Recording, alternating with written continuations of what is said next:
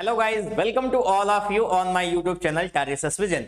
Last class में हमने आपसे बात की है जीबी सॉ को लेकर के। जॉर्ज बर्नार्ड सॉ जो कि माने जाते हैं प्रॉब्लम प्ले का जो सब टाइप होता है, डिस्कशन प्ले या जिसे हम प्ले ऑफ आइडियाज कहते हैं, उसके राइटर।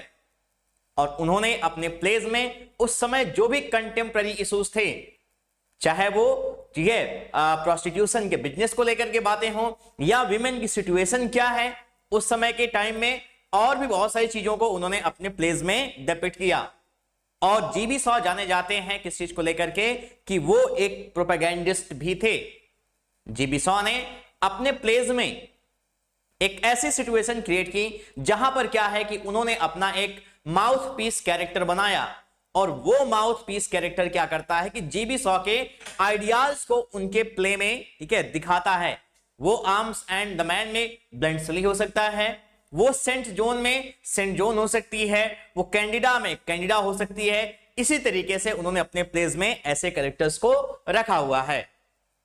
इसके अलावा जीबी सॉ अपनी जो लाइफ थ्योरी थी, उनकी जो थियरी ऑफ लाइफ थी, जिसे हम क्या बोलते हैं क्रिएटिव इवोल्यूशन या थियरी ऑफ लाइफ फोर्स, उसको उन्होंने दिखाया हुआ है अपने प्लेज में। और ये क्या कंडीशन होती है जहां पर विमेन और मेन में, या हम कह सकते हैं वुमन और मैन में, एक का ब्रेन और एक की ब्यूटी मिल करके आने वाली जो जनरेशन है उसके हम बेहतर होने की बातें करते हैं। जीबी सॉ को 1925 में नोबेल प्राइज मिलता है।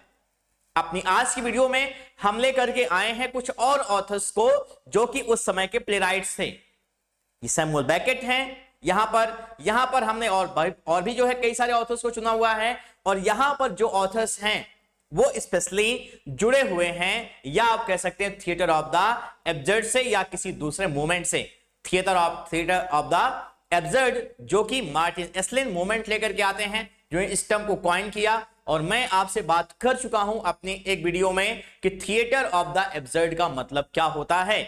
यानी यहां पर जो भी राइटर्स थे उनका यह कहना था कि हम एक ऐसा लिटरेचर प्रोड्यूस करेंगे, एक ऐसा प्ले प्रोड्यूस करेंगे जो उस समय के ह्यूमन बीइंग्स की जो सिचुएशन है और वो कैसी है, एब्सर्ड है, उसको वो दिखाएंगे। तो आइए देखते हैं आज हमारे कौन कौन से ऑथर्स हैं जो इस वीडियो में हैं। जी हां, सबसे पहला नाम है सैमुअल बेकेट। सैमुअल बेकेट, और सैमुअल बेकेट अपने एक प्ले, कौन सा नाम है इस प्ले का, वेटिंग फॉर गोडो, इसके लिए बहुत फेमस है। वेटिंग फॉर गोडो, और ये एक ऐसा प्ले है जहां पर कुछ ही कैरेक्टर्स के द्वारा, मैं आपको बता चुका हूं कि थिएटर ऑफ द एब्सर्ड जो प्ले होता है, यहां पर जो आपका प्ले राइट होता है वो महज कुछ ही कैरेक्टर्स के जरिए इस प्ले को लिखता है और वो दिखाता है ह्यूमन एब्सर्डिटी को, जहां पर उसके सारे एफर्ट्स क्या हो रहे हैं, वो जाया जा रहे हैं। देखिए क्या है, considered one of the last modernists, क्या माना जाता है इनको, ये लास्ट मॉडर्निस्ट इनको माना जाता है, और sometimes the first post modernist, समझ रहे हैं, और क्या sometimes the first post modernist. और पोस्ट मॉडर्निज्म जो है आपका स्टार्ट होता है 1945 के बाद, ठीक है, या उस समय से। Beckett wrote novels and plays with minimal characters, plot and scenery, यानी इन्होंने बहुत ही कम कैरेक्टर्स, प्लॉट और सीनरी को लेकर के अपने नॉवेल्स या अपने प्लेज को लिखा, ठीक है। Dubbed theatre of the absurd, ठीक है, किसको की डिग्री में रखा जाता है, थिएटर ऑफ द एब्सर्ड, और मैं आपको बता चुका हूं इसके बारे में। Beckett's plays such as his most famous Waiting for Godot, इनका जो सबसे फेमस प्ले कौन सा, Waiting for Godot, pessimistically portray the human condition as one that is hopeless and meaningless, यानी ये एक ऐसी ह्यूमन कंडीशन को डिपिक्ट करते हैं जो क्या है, होपलेस है एंड मीनिंगलेस, जहां पर कोई भी ना तो उम्मीद है ना तो उस लाइफ का कोई मतलब है। The minimal characters and plot reflect this bleak view of life, यानी ये जो ब्लीक व्यू ऑफ लाइफ है उसको उनके मिनिमल कैरेक्टर्स और प्लॉट ने दिखाया। In the late 1920s in Paris, कहां पर, पेरिस में, क्योंकि सैमुअल बेकेट भले ही एक ब्रिटिश थे लेकिन वो कहां पर रहते थे, फ्रांस में, और पेरिस में ये रहा करते थे। और एक इंटरेस्टिंग फैक्ट ये भी है कि इन्होंने अपने प्लेस को, अपने नाटकों को सबसे पहले किसमें लिखा हुआ है? फ्रेंच भाषा में, फ्रेंच में। उसके बाद इन्होंने खुद इंग्लिश में इसको ट्रांसलेट किया हुआ है। जैसे कि गिरीश कर्नाड, गिरीश कर्नाड आप जानते होंगे इनको, एक था टाइगर वाले गिरीश कर्नाड, इन्होंने सबसे पहले अपने प्लेस को कन्नड़ भाषा में लिखा हुआ है। किसमें? कन्नड़ में। और कन्नड़ से इन्होंने खुद क्या किया है? उसको इंग्लिश में ट्रांसलेट किया हुआ है। उसी तरीके से ये भी थे, इन्होंने सबसे पहले अपने प्लेस को फ्रेंच भाषा में लिखा, उसके बाद फ्रेंच से इन्होंने ट्रांसलेट किया है किसमें? इंग्लिश में। वर्कड एज राइटर, ठीक है, worked as writer James Joyce assistant, यानी ये कैसे पेरिस में काम करते थे? कैसे? जेम्स जॉयस के असिस्टेंट की तरीके से। ये वही जेम्स जॉयस हैं जिनके बारे में हम बात कर चुके हैं कि इनका 1922 में फेमस प्ले कौन सा? यूलिसिस आता है, यूलिसिस, ठीक है। Helping him transcribe and do research for Joyce novel Finnegans Wake. कौन सा नाम है? फिनेग्नस वेक। इस नॉवेल को लेकर के उन्होंने इनकी हेल्प की। Beckett greatly admired Joyce, Beckett क्या करते थे? वो जॉयस को एडमायर करते थे। एंड इन 1929 और 1929 में ही पब्लिश्ड एन एसे, उन्होंने एक एसे को पब्लिश किया डिफेंडिंग जॉयस वर्क, जॉयस के वर्क को डिफेंड करते हुए। यानी उन्होंने अपने इस वर्क में जॉयस के, ठीक है, जो वर्क हैं उनको उन्होंने डिफेंड किया। जॉयस डॉटर, जॉयस की जो बेटी है जिनका नाम क्या है? Lucia, had a crush on baked, क्योंकि ये क्या करते थे? ये उन्हीं के साथ में रहा करते थे जॉयस के। तो उनकी जो बेटी है लूसिया, उनका एक क्रश आ गया किसके ऊपर? बैकेट के ऊपर। But he did not return her feelings, लेकिन वो उनकी फीलिंग्स में आप कह सकते हैं कि कोऑपरेट नहीं करते हैं। And the unrequited love reportedly ruined, और ये जो प्यार था वो क्या हो गया? ruined हो गया। और क्या? The friendship between Joyce and Beckett, यानी इसके कारण, इनके उस प्यार के ना सपोर्ट करने के कारण जॉयस और बैकेट के बीच की जो फ्रेंडशिप थी, जो दोस्ती थी, वो खत्म हो जाती है। इन जनवरी 1938, जनवरी 1938 में अ पिम्प यानी शैतान ने क्या किया? On a Paris street, Paris की गलियों में स्टैब्ड बैकेट, उसने बैकेट को स्टैब कर दिया यानी चाकू से मारा। परफोरेटिंग हिज लंग, और उनका फेफड़ा इससे क्या होता है? फट जाता है। एंड सीरियसली इंजरिंग हिम, और वो भी काफी बुरी तरीके से घायल हो जाते हैं। अ टेनिस अक्वेंटेंस ऑफ बैकेट्स, ठीक है, टेनिस की एक परिचित, ठीक है, क्या नाम था इनका?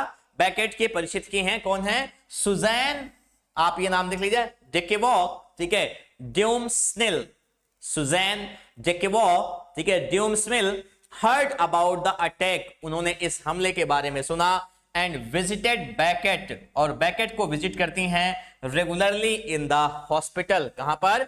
हॉस्पिटल में। ड्यूरिंग हिज 2 वीक स्टे, अपने 2 हफ्ते के स्टे में, यानी वो 2 हफ्ते वहां पर रुकती हैं। He and Suzanne who was 6 years older, वो और सुजैन जो कि उनसे क्या थी? 6 साल उनसे बड़ी थी, 6 years older, fail in love, fail in love यानी प्यार में पड़ गए। Lived together for many years, कई साल रहते हैं साथ में। एंड इवेंचुअली मैरिड इन 1961, यानी 1961 में ये जाकर के शादी भी कर लेते हैं। यानी आप समझ सकते हैं कि करीब 20 इयर्स की रिलेशनशिप थी, और उसके बाद 1961 में इनकी शादी भी हो जाती है। मैं आपसे एक सवाल कर रहा हूं, उसका सवाल का जवाब आप कमेंट बॉक्स में दीजिएगा। अर्नेस्ट हेमिंग्वे, अर्नेस्ट हेमिंग्वे का कौन सा ऐसा नॉवेल है? जी हां, उनका ऐसा कौन सा नॉवेल है जहां पर वो हॉस्पिटल में, उनका जो प्रोटैगनिस्ट है वो हॉस्पिटल में एडमिट है, और वहां से क्या होता है कि एक नर्स को जो है, नर्स से उसको प्यार हो जाता है, क्योंकि नर्स उसका वो केयर करती है। ठीक है, यानी मेरा सवाल क्या है कि अर्नेस्ट हेमिंग्वे का कौन सा ऐसा नॉवेल है जहां पर उसका प्रोटैगनिस्ट वो हॉस्पिटल में है और उसे अपनी नर्स से प्यार हो जाता है? इसका जवाब आप लोग कमेंट बॉक्स में दीजिएगा। आगे बढ़ते हैं। शी डाइड इन जुलाई 1989, उनकी डेथ हो जाती है कब? जुलाई 1989 में। And he died few months after his wife, और वो भी अपनी पत्नी के कुछ जो है महीने बाद इनकी भी डेथ हो जाती है इन दिसंबर 1989। कब? दिसंबर 1989 में। ही वॉज एन आयरिश कहां के थे ये? आयरलैंड के। ही वॉज एन आयरिश, ठीक है, हु लिव्ड इन पेरिस, जो कहां पर रहते थे? पेरिस में। एंड रॉट इन फ्रेंच, ये आपको याद रखना है, ये बहुत इंपॉर्टेंट क्वेश्चन आता है कभी कभी। और इनका जो फेमस प्ले है कौन सा? Waiting for Godot. Waiting for Godot, जिसके लिए जाने जाते हैं अपने प्ले, वेटिंग फॉर गोडो। इसका एक सब टाइटल भी है, इसका एक सब टाइटल है, लेकिन वो सब टाइटल सिर्फ क्या है? फ्रेंच लैंग्वेज, यानी फ्रेंच का जो वर्जन है इनके प्ले का उसमें है। बाकी जो इंग्लिश वर्जन है उसमें सब टाइटल नहीं है। आपको बताना है कि वेटिंग फॉर गोडो का जो फ्रेंच का सब टाइटल है वो क्या है। ये भी आपका एक सवाल है आज का। French and English, he himself translated his place, उन्होंने खुद क्या किया? अपने प्लेस को ट्रांसलेट किया। लेटर इन इंग्लिश, बाद में जाकर के इंग्लिश में। He was awarded Nobel Prize in literature in 1969, 1969 में उनको नोबेल प्राइज मिलता है। When he and his wife found out that he had won, जब उनकी पत्नी और उन्होंने ये जाना कि वो जीत चुके हैं, सी सेड, तो उनका क्या कहना था उनकी पत्नी का? क्वेल कैटास्ट्रॉफी। इसका मतलब क्या होता है? What a catastrophe, because she knew, क्योंकि वो जानती थी, that her husband did not like to be in the spotlight, क्योंकि उनके हस्बैंड वो स्पॉटलाइट में क्या होते हैं? वो उसको पसंद नहीं करते थे। यहां पर लोग क्या होते हैं? अवार्ड्स के लिए, और वो भी नोबेल प्राइज जैसे अवार्ड के लिए आतुर रहते हैं। कई अलग तरीके से जुगाड़ लगा करके अवार्ड मिलता है लोगों को। लेकिन यहां पे क्या हो रहा है? यहां पर ये हमारे, ठीक है, सैमुअल बेकेट ऐसे ऑथर हैं जो अवार्ड लेना समझते हैं कि वो स्पॉटलाइट में आ जाना है और उसको पसंद नहीं करते थे। मुनव्वर राणा एक फेमस नाम है उर्दू जो है पोइट्री में। अगर आपको कभी मौका मिले तो आप उनके शेरों को पढ़ सकते हैं, क्योंकि उन्होंने बहुत जो है मां के ऊपर लिखी हुई है। बहुत सारी अपनी जो शायरी है वो मां पर लिखी हुई है। बुलंदी कब तलक एक शख्स के हिस्से में रहती है, ऊंची इमारत हर वक्त खतरे में रहती है। ये कैसा कर्ज है जो मैं अता नहीं कर सकता, जब तक मैं वापस ना आ जाऊं मेरी मां सजदे में रहती है। मुनव्वर राणा जो बहुत ही फेमस राइटर हैं। मुनव्वर राणा को एक बार एक इंटरव्यूअर ने यह पूछा कि ये बताइए, अभी कुछ सालों पहले उनको उर्दू में साहित्य अकेडमी मिला है, यानी साहित्य अकेडमी हर लैंग्वेज में दिया जाता है भाषा में, तो उर्दू का साहित्य अकेडमी अवार्ड उनको मिला था। तो उनसे पूछा गया कि ये बताइए कि आप इतनी एज में आकर के आपको ये अवार्ड मिल रहा है, इससे पहले भी आपको बहुत कोई अवार्ड ज्यादा विशेष नहीं मिला, तो इसके बारे में आपकी क्या राय है? तो उनका एक बहुत अच्छा जो है जवाब था कि ट्रांसपोर्ट घराने से था, पैसे वाले घर से था, तो बहुत ज्यादा, ठीक है, अवार्ड को लेकर के क्या था? ऑब्सेशन नहीं था। अवार्ड मिले या ना मिले मैं अपना काम तो करता ही था और करता ही रहूंगा आगे चल करके भी। और असली अवार्ड ये नहीं है जो हमें यहां पर मिले।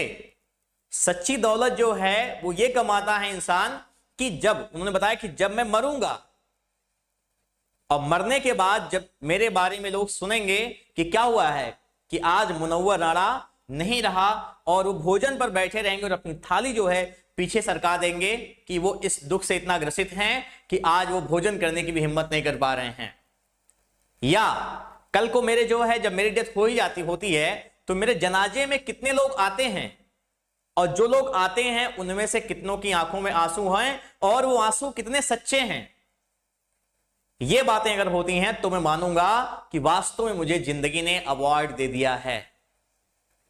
ये आज मैं बता रहा हूं आपको, क्योंकि सैमुअल बेकेट का भी कुछ ऐसा ही मानना था कि स्पॉटलाइट में आना पसंद नहीं करते थे ये। और क्या हुआ है? बिकॉज ऑफ बेकेट्स डिसलाइक, और बेकेट के डिसलाइक के कारण ऑफ फेम एंड पब्लिसिटी, प्रसिद्धि और पब्लिसिटी से, he refuse to accept the Nobel Prize, उन्होंने क्या किया? उन्हें नोबेल प्राइज एक्सेप्ट करने से मना कर दिया in person, so he would not have to give a speech. वो स्वयं जाकर के वहां पे क्या करते हैं कि नोबेल प्राइज को एक्सेप्ट करने की बातें नहीं करते हैं, ताकि उनको एक स्पीच ना देना पड़े।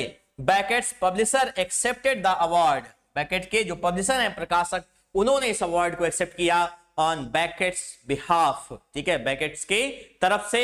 And Beckett gave away his prize money, और बेकेट ने अपना जो प्राइज मनी था मोस्टली टू द लाइब्रेरी, वहां की जो लाइब्रेरी थी पुस्तकालय, एट हिज अल्मा मेटर, ठीक है, यानी उनका जो क्या है ग्रेजुएशन स्कूल। अल्मा मेटर का मतलब क्या होता है, ग्रेजुएशन या पीजी भी कह सकते हैं, उसका जो स्कूल है जहां से आपने पढ़ाई की है, वहां की जो लाइब्रेरी है उसमें इन्होंने डोनेट कर दिया। डबलिन्स ट्रिनिटी कॉलेज, और आयरलैंड की राजधानी है डबलिन, वहां का जो ट्रिनिटी कॉलेज है उसको इन्होंने डोनेट कर दिया। His fame rests on his absurd play Waiting for Godot 1953, यानी कि उनकी जो प्रसिद्धि है वो कहां पर आती है, किस वजह से, वेटिंग फॉर गोडो से, जो कि 1953 में पब्लिश हुआ था। वेटिंग फॉर गोडो में दो कैरेक्टर्स हैं और वो क्या कर रहे हैं, किसी गोडो नाम के प्राणी का इंतजार कर रहे हैं। कोई गोडो जो है वो उनसे मिलने आने वाला है और वो क्या करते हैं, एक दूसरे से लड़ रहे हैं, झगड़ रहे हैं। कभी जो है वो उसको रस्सी से, गले में रस्सी बांधकर खींचा हुआ लेकर के आता है। इस तरीके की चीजें वहां पे हो रही हैं। पूरा प्ले बीत जाता है, ना तो ये पता चलता है कि गोडो है कौन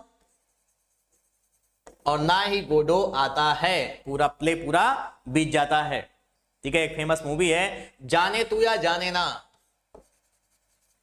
जाने तू या जाने ना, उसमें आप देखेंगे तो लास्ट में एक एयरपोर्ट का सीन दिखाया गया है और वहां पर एक आदमी सोया हुआ है, एक जो है अपने हाथ में उसको लेकर के, ठीक है। जो जाते हैं एयरपोर्ट पे, मुझे भी स्पेसिफिक नाम नहीं याद आ रहा उसका, जो नेम प्लेट को आप कह सकते हैं, उसको लेकर के सोया हुआ है और उस पर गोडो लिखा है। उस पर क्या लिखा हुआ है, गोडो, यानी कि वो भी इंतजार करते करते सो गया है और वो गोडो नहीं आया है। His other famous plays are, कौन कौन से इनके अगले famous plays, endgame 1957 endgame and Krapp's last step 1958, ठीक है। अब अगले राइटर्स जो हमारे हैं वो हैं कौन, क्रिस्टोफर फ्राई 1907 टू 2005, 2005, ठीक है। He began his career as a teacher, Christopher Fry ने अपना करियर कैसे शुरू किया, बतौर एक अध्यापक। And he worked at Bedford Froebel kindergarten, यहां पर उन्होंने काम किया। Followed by Hazelwood school in Surrey, अगला कहां पर, हेजलवुड स्कूल इन सरे, जी हाँ ये वही सरे है, अर्ल ऑफ सरे वाला। इन 1932, 1932 में fry left his teaching career, उन्होंने अपना जो टीचिंग करियर है उसको छोड़ दिया और क्या हुआ, he consequently founded the Tunbridge Wells Repertory Players, इसको इन्होंने जो स्थापना की, the Tunbridge Wells Repertory Players. He managed the amateur group for 3 years starring in as well as directing their production, यानी वहां पे उन्होंने क्या किया, उन्होंने बतौर एक्टर भी वहां पर काम किया और प्रोडक्शन भी दिया कई सारी चीजों का, कई सारे प्लेस का। इन 1938, 1938 में ही बिगेन हिज प्रोफेशनल करियर, इन्होंने अपना प्रोफेशनल करियर स्टार्ट किया।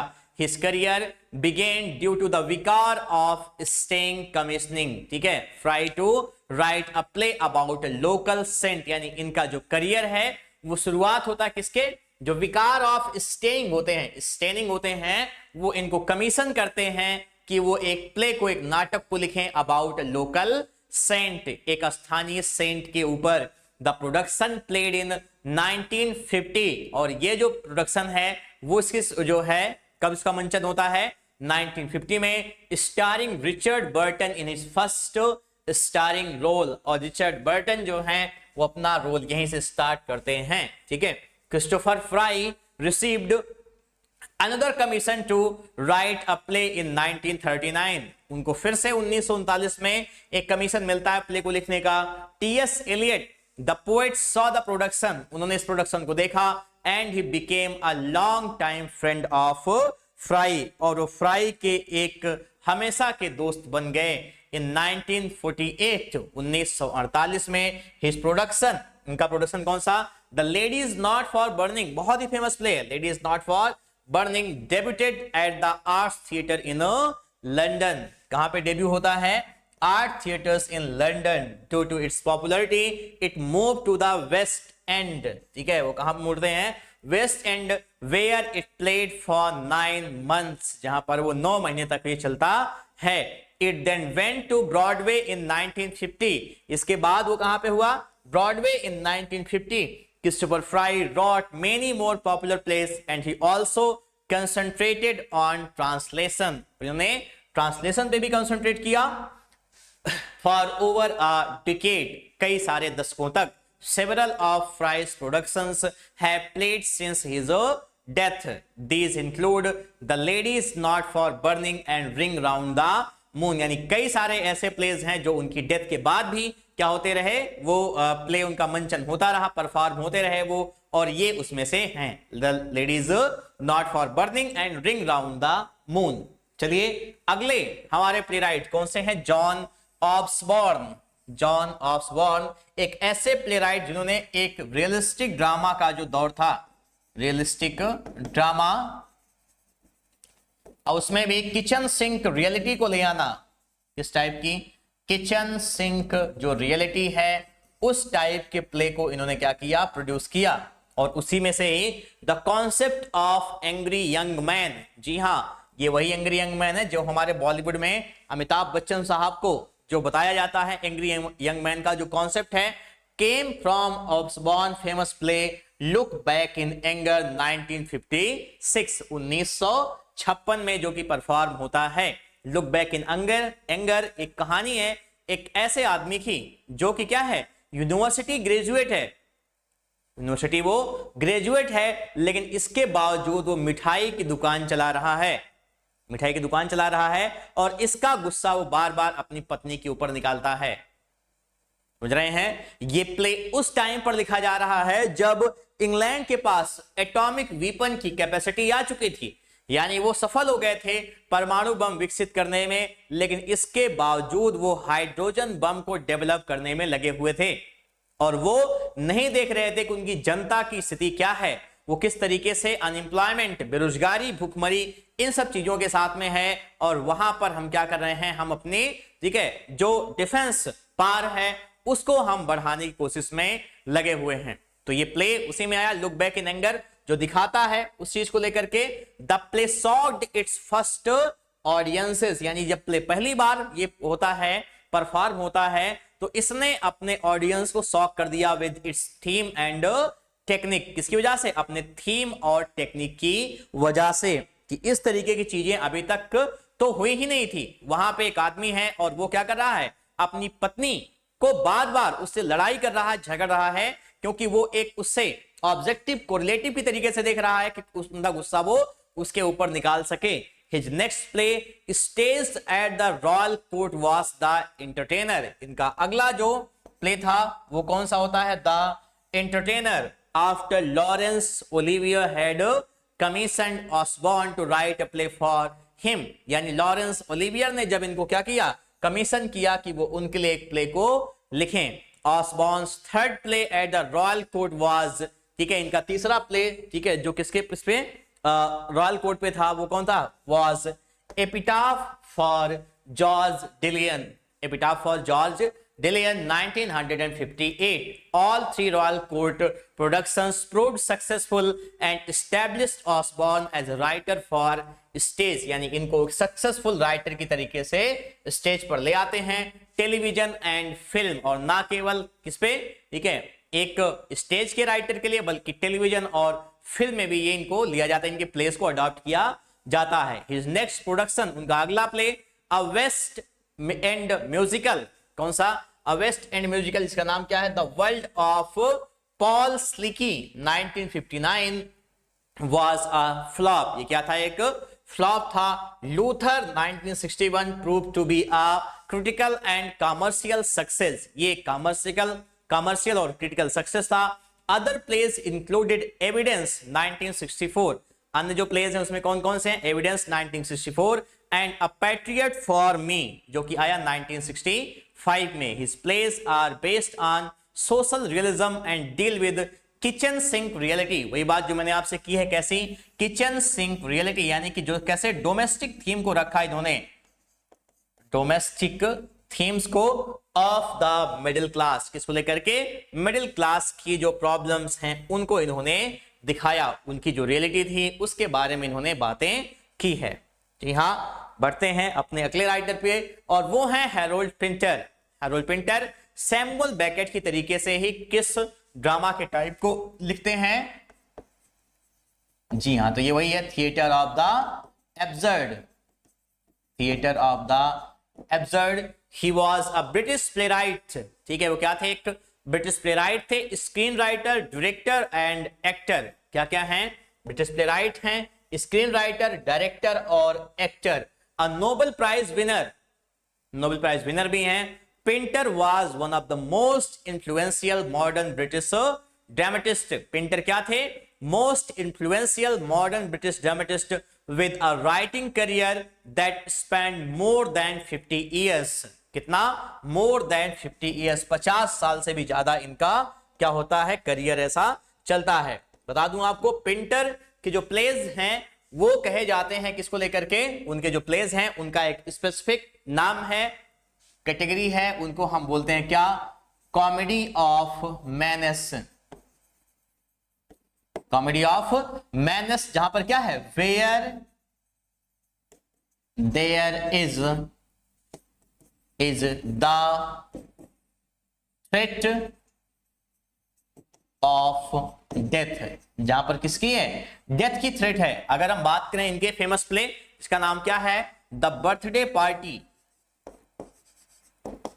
The birthday party.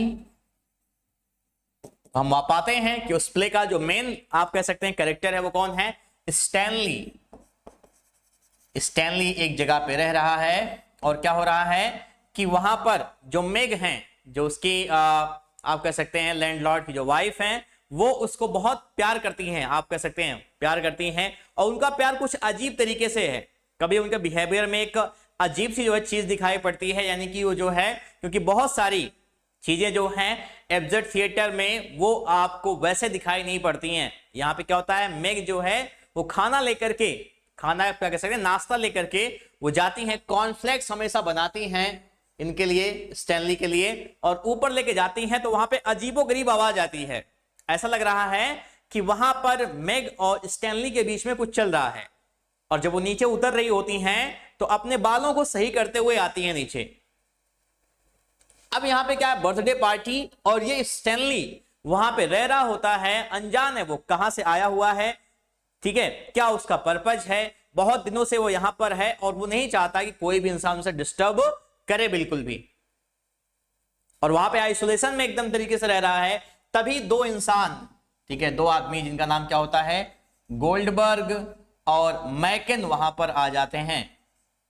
गोल्डबर्ग और मैकेन वहां पे आ जाते हैं, और अल्टीमेटली स्टैनली की हालत ये दोनों लोग ऐसा कर देते हैं कि उसका पूरा का पूरा ब्रेन वॉश हो जाता है, ब्रेन वॉश एकदम हो जाता है। वो उससे अजीबोगरीब सवाल पूछते हैं, why did chicken cross the road, इस तरीके के, why did the chicken cross the road, cross the road, ठीक है, या सबसे पहले कौन आया, मुर्गी या अंडा, इस तरीके के एब्सर्ड सवाल उससे पूछते हैं, और बाद में उसकी हालत, ये सब सवाल उससे पूछा जा रहा है, पहले मुर्गी आई कि पहले अंडा आया, बताओ इस चीज को लेकर के। और स्टैनली की हालत ऐसी हो गई है कि वो बोल भी नहीं पा रहा है। उसको आप देखेंगे तो एक पिंटरेस्ट स्टाइल बड़ी है फेमस, बता रहा हूं आपको क्या है, पिंटरेस्ट स्टाइल, पिंटरेस्ट स्टाइल, जहां पर क्या होते हैं, वर्ड्स और सेंटेंस क्लियर नहीं होता है, वर्ड्स और सेंटेंसेस जो है वो क्लियर नहीं होते हैं। अगर आप देखेंगे तो ऐसे स्टैनली बोल रहा है, ये है स्टेटमेंट, ठीक है, इस तरीके से स्टैनली वो बोल रहा है, ऊ ग ग, इस तरीके से बोल रहा है वो, और ये फेमस पिंटरेस्ट स्टाइल के तरीके से उभर करके इमर्ज होकर के आती है। ये हाली हालत स्टैनली की हो गई है, उससे बार बार पूछे जा रहे हैं अजीबोगरीब सवाल जिसका कोई जवाब नहीं है उसके पास में, कि तुम बताओ वहां पर क्या कर रहे थे, तुम क्यों वहां से छोड़ करके भागे, तुम कौन हो, ये सब सवाल उससे पूछे जा रहे हैं, और स्टैनली के पास इन सवालों का कोई भी जवाब नहीं होता है। और ऐसी सिचुएशन में जो ऑडियंस है, यानी हम जैसे जो लोग हैं, उनको हंसी आती है, समझ रहे हैं। ये थिएटर ऑफ द एब्सर्ड का एक बहुत ही इंपॉर्टेंट फैक्ट है कि जब इस तरीके के सवाल पूछे जाते हैं और ऑडियंस को जब हंसी आती है, भाई कॉमन सी बात है, अगर ऐसे सवाल पूछे जाएंगे, ऐसी सिचुएशन क्रिएट होगी तो कोई भी इंसान क्या करेगा, वो हंसेगा ही। और जब ऐसा कुछ होता है तो उस सिचुएशन को क्या कहा जाता है, comedy of menace. Comedy of menace, ठीक है, जहां पर क्या है, डेथ को लेकर के थ्रेट है, यानी स्टैनली की जान क्या होने वाली है, वो जाने वाली है, वो मरने वाला है, उसकी ऐसी हालत हो गई है, और हम लोगों को क्या हो रहा है, मजा आ रहा है ऐसी सिचुएशन पे। तो इस चीज को हम क्या बोलते हैं, इसको हम बोलते हैं कॉमेडी ऑफ मैनेस, राइट। आइए, his best known place include, इनके जो बेस्ट नोन प्लेस हैं वो कौन कौन से हैं, the birthday party 1957, birthday party जो कि कब हुआ, पब्लिश 1957 में, और क्या होम कमिंग 1964, ये बहुत फेमस प्ले है, होम कमिंग एक ऐसा प्ले है, ये बहुत इंटरेस्टिंग है, और जीआईसी लेक्चरर में जब ये प्रिस्क्राइब थे हैरोल्ड पिंटर, तो वहां पर ये प्ले भी है, होम कमिंग भी है, द बर्थडे पार्टी है। तो कभी मौका मिलेगा, ऐसी कोई सिचुएशन आती तो मैं आपको पढ़ाऊंगा कि कैसे एक महिला क्या होती है, वो अपने घर वापस आती है फॉरेन से, और क्या होता है कि वो यहां पर आकर के देखती है कि उसका जो परिवार है वहां पर वो एक अकेली महिला है, और पता नहीं क्या होता है उसके और उसके घर वालों के बीच में संबंध, कि वो बाद में अपने पति को छोड़ करके यहीं पर रहना पसंद करती है। ऐसा लग रहा है कि वो क्या होगी, वो एक ऐसी औरत है which would be shared by all the family members of that home, ठीक है, उस घर के जितने भी मेंबर्स हैं वो उनके द्वारा वो क्या हो जाएंगे, मतलब उसको शेयर करेंगे वो। अब क्या होता है क्या नहीं, ये इस प्ले में देखेंगे हम लोग, होम कमिंग में पढ़ाएंगे कभी। एंड बिट्रेल 1978, ये दूसरा प्ले था, 1978 में आया betrayal, each of which he adopted for the screen, और हर इसको क्या किया गया है, अडॉप्टेड फॉर द स्क्रीन, इसके लिए अडॉप्ट किया गया। His screenplay adaptations of other works include, कौन कौन से देखिए, the Servant 1963, the Go Between 1971, the French Lieutenant's Woman 1981, the Trial 1993 and Sleuth 2007, ठीक है, 2007 में इसको आता है। अगला देखिए, ही ऑल्सो डायरेक्टेड और एक्टेड इन रेडियो, ये क्या करते हैं, ये बहुत सारे रेडियो और ठीक है में भी उन्होंने डायरेक्ट या एक्ट किया, stage, television and film productions of his own and others works, ठीक है, और अन्य कामों में।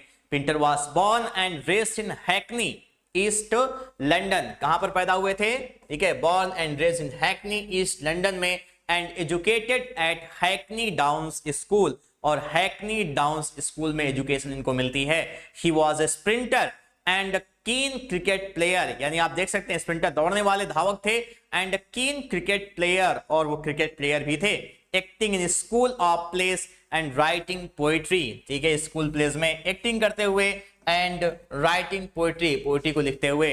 He attended the royal academy of dramatic art, इन्होंने क्या किया, इन्होंने royal academy of dramatic art में, ठीक है, उसको अटेंड किया, but did not complete the course, लेकिन अपने कोर्स को कंप्लीट नहीं करते हैं। He was find for refusing national service, ठीक है, वो राष्ट्रीय सेवा को इनकार करने के लिए उनको फाइन लगाया जाता है एज अ कंसेंसियस ऑब्जेक्टर, ठीक है, इस वजह से सब्सिक्वेंटली इसके बाद he continued training at the Central School of Speech and Drama, इन्होंने क्या किया, इन्होंने अपनी training Central School of Speech and Drama में कंटिन्यू रखी, एंड वर्कड इन, और काम किया in repertory theatre in Ireland and England, ठीक है, यहां पर इन 1956 1956 में he married actress Vivien Merchant, किसके साथ में, विवियन मर्चेंट के साथ में, and had a son. He left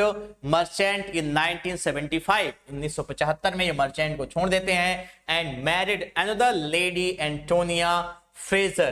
किसके साथ में, लेडी एंटोनिया फ्रेजर से 1980 में शादी करते हैं, ठीक है। Pinter's career as a playwright began with the production of The Room in 1957. बहुत फेमस प्ले है द रूम, ये वाला, in 1957, ठीक है। His second play, The Birthday Party, closed after 8 performances but was enthusiastically reviewed by critic Harold Hobson. इसके बारे में आपसे बात कर चुका हूं। His early works were described by critics as comedy of menace. इनके अर्ली जो वर्क्स हैं उनको कैसे डिस्क्राइब किया गया है, कॉमेडी ऑफ मैनेस के तौर पर। मैं आपको बता चुका हूं क्या होता है ये। Later plays such as No Man's Land बाद में जो प्लेज आए कौन से, no man's land 1975 and betrayal 1978। इनका एक बहुत famous play the caretaker भी है।